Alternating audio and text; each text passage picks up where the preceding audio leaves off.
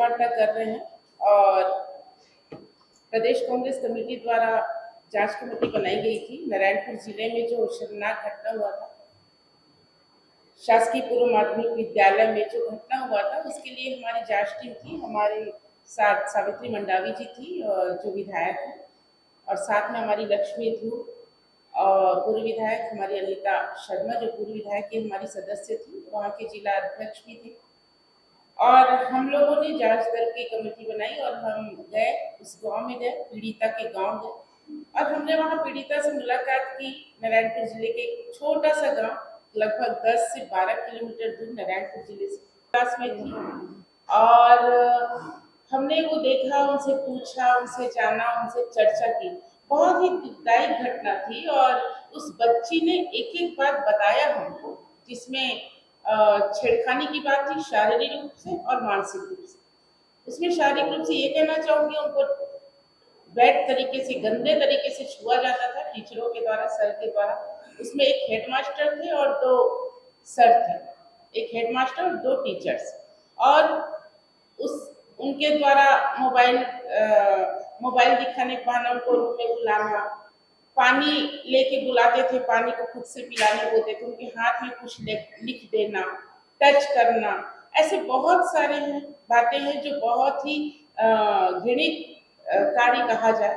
और अगर पॉक्सो अधिनियम में देखा जाए तो वो तुरंत अरेस्ट हो सकते थे, लेकिन मामला 10 दिन से दबा हुआ था। 10 दिन से पीड़ित छात्रों ने गुहार लगाई थी। उनके महिला बाल विकास की टीम ने उनसे जाकर पूछा था, उनके पास बताए थे अपना दर्द, और 10 दिन से वो मामला पेंडिंग रहा। तो हमारी प्रदेश कांग्रेस कमेटी के संज्ञान में आया और उन्होंने हमारी जांच टीम भेजी और हमने उसमें कार्रवाई किया। और उसके बाद हम पूरी जानकारी लेने के बाद हम एसपी साहब के पास गए।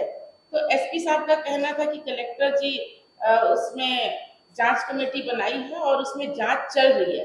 लेकिन मैं आपको बताना चाहूंगी, जांच कमेटी की बात की है, लेकिन कहीं पे उस बच्ची के पास ना कोई जांच कमेटी गई, न उस गांव में कोई जांच कमेटी गई, न उस परिवार से मिला। और इसके बाद उन बच्चों, उन परिवारों में एक दहशत का माहौल था, क्योंकि वो अपना जो दर्द उसको बयां कर चुके थे, कोई कार्रवाई नहीं होनी थी। तो उनके मन में डर था कि हमारे ऊपर कोई अटैक कर देगा, कोई हमको मार डालेगा। ऐसा गांव वाले में दहशत का माहौल था।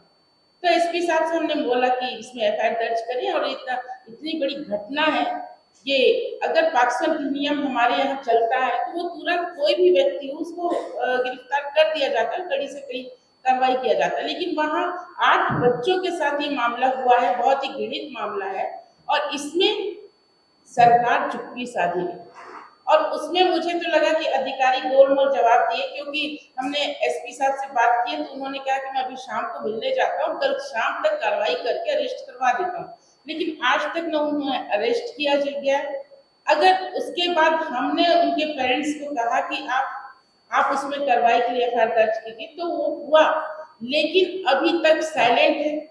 अभी तक ना उसमें सिर्फ एफआईआर दर्ज करके वो पड़ा हुआ है, अभी तक ना उन टीचर को गिरफ्तार किया जा रहा है। मुझे तो ये लगता है कि उनको संरक्षण दिया जा रहा है शासन।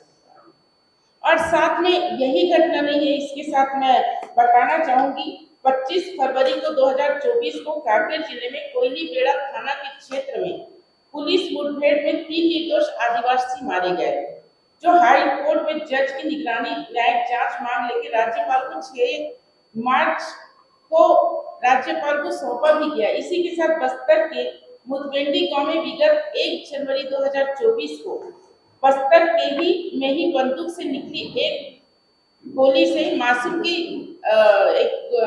की हत्या हो गई। तो ऐसे कई घटना, अगर मैं बालोद विधानसभा की बात करूं तो मेरे यहाँ 2 साल छोटी सी बच्ची के साथ रेप हुआ है।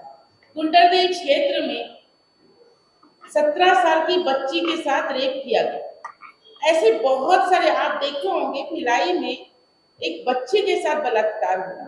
तो ये मोदी सरकार, कहते हैं मोदी की गारंटी की बात करते हैं। मैं तो बोलती हूँ कि विष्णुदेव साय के सरकार अभी लगभग 3 महीने हुए हैं, ठीक से हुए भी नहीं है, उसमें इतने बच्चियों का रेप, बलात्कार, हत्या, चोरी, ये सब मामला बहुत ज्यादा बढ़ गया है। कोई भी कानून पे कोई भी तरह से लगाम नहीं है। बेटी बचाओ बेटी पढ़ाओ की नारा लगाने वाली ये सरकार आज तक हमें सुरक्षित नहीं कर पाई, हम महिलाएं सुरक्षित नहीं हैं। और मैं तो इतना भी कहना चाहूंगी कि इस क्षेत्र में हम तो सुरक्षित नहीं हैं, लेकिन जो आदिवासी क्षेत्र है, बस्तर क्षेत्र है, जो ये जितनी बच्चियां हैं जिसके बारे में अपने नारायणपुर की घटना के बारे में बात कर रही हूँ, वो आदिवासी दलित बेटियां हैं। और ऐसे अगर उसमें अगर मैं केस निकालती हूँ, अगर वहाँ केस दायर होता है, अगर आप यहाँ के थाना में जाएंगे तो 300 केस है एक महीने में, वहां के थाना में जाएंगे तो 200 केस, 2 ओनली 1 और 2 केस है। तो इससे समझ आता है कि वहाँ के जो कानून व्यवस्था सही नहीं है, पूरा भ्रष्टाचार से भ्रष्ट है। और विष्णुदेव की सरकार सिर्फ शोषण करने का काम करिए। सिर्फ आज अभी आपने देखा होगा विधानसभा में 3 अभी लगातार चर्चा चला है, उसमें एक भी योजना या एक भी योजना को क्रियान्वयन करने की बात नहीं, सिर्फ जांच कमेटी की घोषणा किया गया है, सिर्फ जांच किया गया है। तो मैं ये कहना चाहती हूँ विष्णुदेव साहेब की सरकार को कि आप क्षेत्र की जनता को ध्यान दीजिए, क्षेत्र की बच्ची को सुरक्षित कीजिए। और उन जो 3 टीचर हैं, तो 3 टीचर हैं, उनके ऊपर विभागीय कार्यवाही करते हुए उनको उनके पद से बर्खास्त किया जाए, ये मैं मांग करती हूँ आपसे। और तुरंत उसको संज्ञान में लेके तुरंत उन 3 जो फरार की स्थिति में है उन्हें अरेस्ट किया जाए, ये सरकार से निवेदन करती हूँ।